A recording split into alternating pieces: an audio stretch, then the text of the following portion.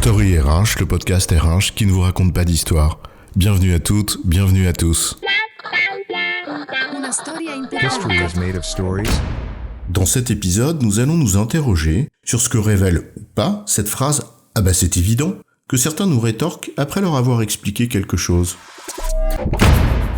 Ah bah non, justement, du con, ce n'était pas si évident que ça. Du moins, pas pour toi.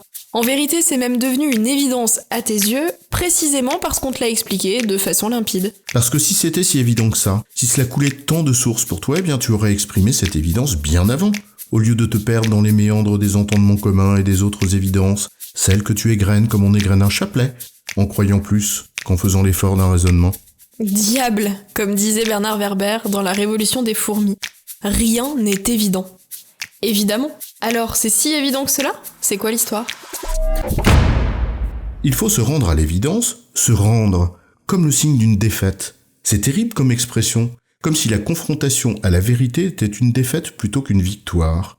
L'évidence, c'est, je cite, ce qui s'impose à l'esprit avec une telle force qu'on n'a besoin d'aucune autre preuve pour en connaître la vérité, nous dit le Robert.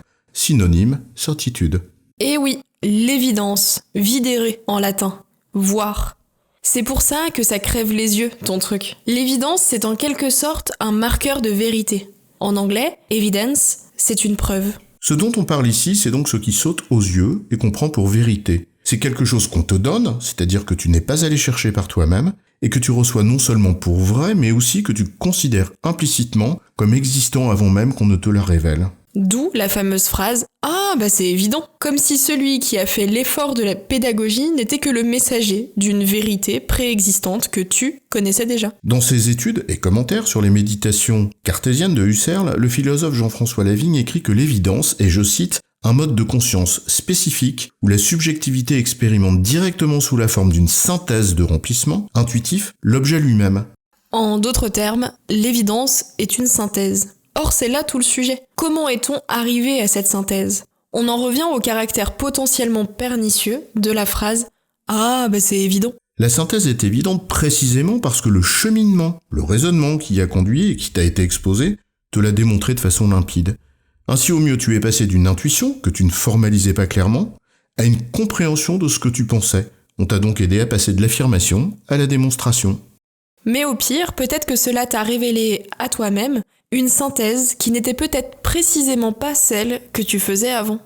C'est ce qu'évoque le philosophe Robert Pirsig dans son traité du zen et de l'entretien des motocyclettes quand il écrit que, je cite, « Il arrive qu'une vérité vous échappe parce qu'elle est infime. Il arrive aussi que vous ne la voyez pas à cause de son évidence et de son énormité. » Parce qu'au fond, aussi, peut-être que certains sont vexés de faire face à une autre évidence. Face à ce qu'ils découvrent comme évident, ils prennent conscience qu'ils s'emberlificotaient dans des représentations erronées. Parfois même, se rendent-ils alors compte que le concept à la mode, dont ils s'enorgueillissaient dans les dîners en ville, était aussi fumeux que vide, ou tout simplement qu'ils étaient peut-être un peu trop influencés par le discours des marchands et bonimenteurs de toutes sortes. Alors, comme souvent dans ce cas, on préfère casser le thermomètre, et on dit « Ah, bah c'est évident ». Sous-entendu « Je le savais, tu ne m'as rien apporté », réduisant à néant toute l'intelligence de la pédagogie.